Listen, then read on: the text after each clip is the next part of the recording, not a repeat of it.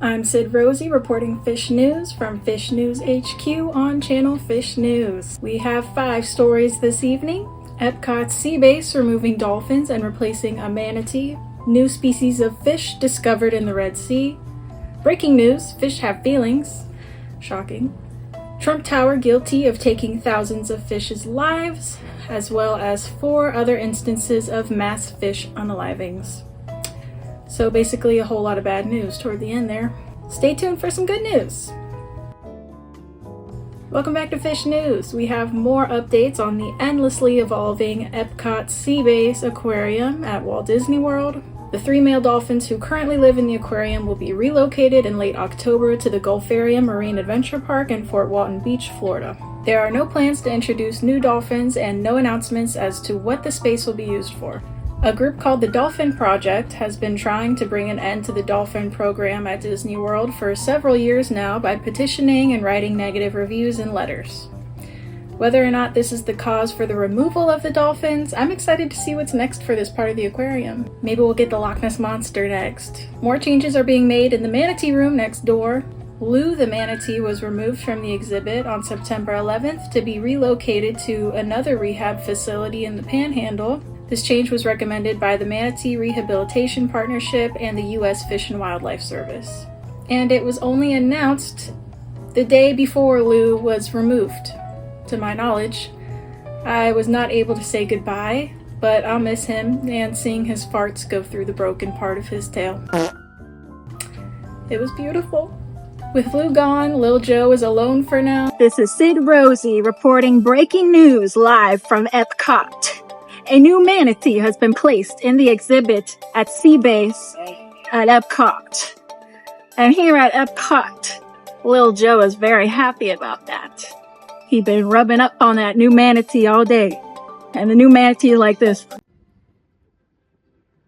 Now back to the news. The cardinal fish hatchlings we previously reported on have been moved to a different tank behind the nursery's counter, and their old tank has been filled with new hatchlings. The ocean life room is still closed as of now, but the tanks are slowly being put back in. Stay tuned to see a small but vicious fish that was recently discovered.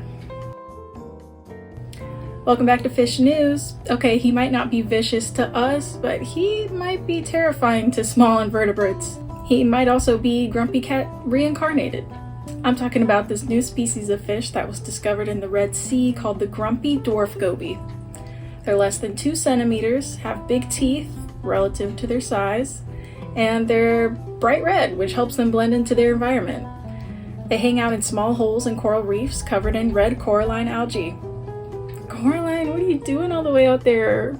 The Grumpy Dwarf Goby is a rare species, which is probably why it hadn't been discovered until Victor Nunez Pieneman found one in the Khorasan banks of Saudi Arabia. It's a miracle that new species are still being discovered in the Red Sea despite the negative effects of climate change like chloral bleaching. Nunez says in some cases species could go extinct before we even describe them. This just goes to show why conservation efforts are so important. Our next story reveals that fish are even more intelligent than we thought before. Finding Nemo might be real, y'all. Stay tuned. Welcome back to Fish News. I'm your host, Sid Rosie. Breaking news! Fish have feelings? This is old news for us fish keepers. But scientists have used gold standard techniques to prove once and for all that fish are self-aware and intelligent. Osaka City University conducted a study where a select number of fish were placed under anesthesia and given a mark placed under their throat. When in front of a mirror, the fish oriented themselves in order to see the mark and tried to rub it off by scraping themselves on rocks. Recently, researchers have also proved that certain species have the ability to learn, remember, feel pain, and form relationships. According to an article by The Guardian, fish are the most eaten animal, the most common pet, and one of the main animals used in science and medical research. Yet Professor Cullen Brown says most of the public barely even consider them to be animals. He says, quote, "Science is so far ahead of society that it's going to take a monumental shift in human behavior to catch up." Brown has also done research on sharks. He found that they're intelligent creatures with long memories, and the idea that fish have short memories is a misconception with no foundation. I like this guy. Another recent study showed that cleaner wrasse used a mirror to check their size before deciding whether they should attack another fish. Primates, elephants, and dolphins have all passed the mirror test, but fish now have the best supported evidence out of any animal for mirror self-recognition. They know they look good, man.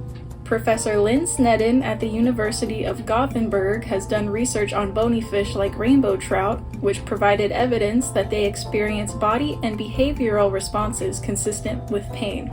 Trout injected with bee venom rocked side to side and their breathing rate increased. There are a lot of different types of fish, so more research is needed in that regard, but this is big news for the fish keeping community, and hopefully something that will become common knowledge as fish are very common pets. Send this to your local fish don't have feelings folk.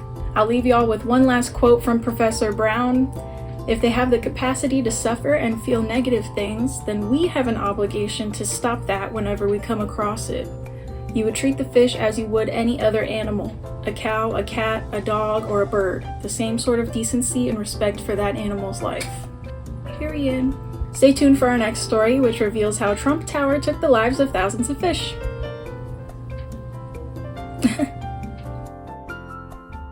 Welcome back, and a warning that this next story may be disturbing to some viewers.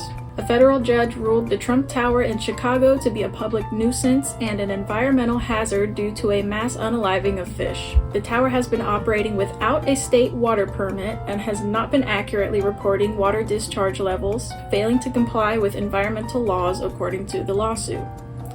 The cooling water intake system pulls 20 million gallons of water daily from the Chicago River, sucking in and taking the lives of thousands of fish.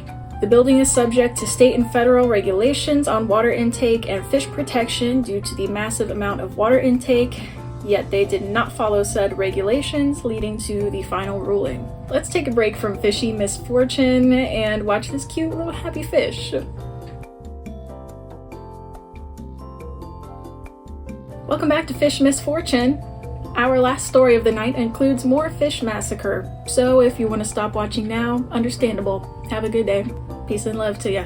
I couldn't help but notice how many different areas seem to be experiencing mass amounts of fish passing away for one reason or another, and I wanted to highlight some of those stories to bring awareness. First up, the Kern River in Bakersfield abruptly dried up, leaving over 3,000 dead fish in the riverbed. This was most likely due to a court ruling that allowed city officials to keep some water behind a dam and reduce flows upstream. This shutoff of water has harmed the river and its wildlife, as argued in court by environmental activists. California wildlife officials are now investigating the matter for possible violations of state law. Over in Cedar Rapids, McLeod Run is Iowa's only urban trout stream. A water main released chlorinated water into the stream, costing the lives of around 1,250 fish. Chris Mack says our hatchery spent time and money raising these fish, hauling them, and stocking them, although he has, quote, gotten used to these sort of incidents as they have become more common. Since 2012, there have been 8 incidents like this, including this most recent one. In the spring of 2023, the city of Cedar Rapids had to pay a fine of $22,000 for the cost of the fish that were lost. Another, in 2017, cost about $20,000. Rhonda Long says she does her part to take care of the stream, and she wants officials to do the same. The city has purchased 7 sensors to alert city staff when a water main break occurs so it can be stopped sooner and hopefully prevent this from happening again. And lastly, in Louisiana, Hurricane Francine left waterways filled with dead fish after stirring the water up, exposing fish to oxygen-poor water and sediment. Officials say it could take years to repopulate the fish and could take a toll on the local economy. Dennis Landry says business has come to a halt at his boat landing. He's also the founder of an organization called Every Fish Matters, which tries to help repopulate the water. Hopefully things will go back to normal soon for all these waterways mentioned today. Rest in peace to all the fish who are swimming in heaven now. I don't know how to end this video. This is really sad. Go tell your friends and family that fish have feelings. Also subscribe and hit the bell icon below to be notified of future broadcasts. Peace and love. We have more breaking news in front of the Odyssey. The water has dried up, leaving hundreds of dead snails. Poor fellas. To just take my digestive system away. Just please, extract it. just put a fish tank in there. Is it sitting out? You can't hear that. You can't? I doubt it. I gotta do it later. It's okay, fish. It's okay.